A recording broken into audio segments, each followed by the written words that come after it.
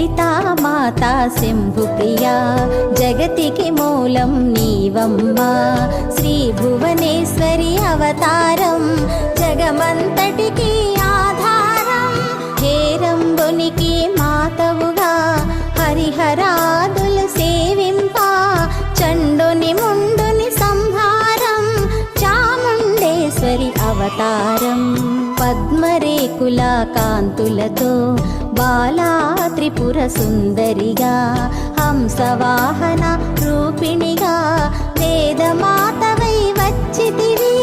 శ్వేత వస్త్రము ధరించి అక్షరమాలను పట్టుకొని భక్తి మార్గము చూపి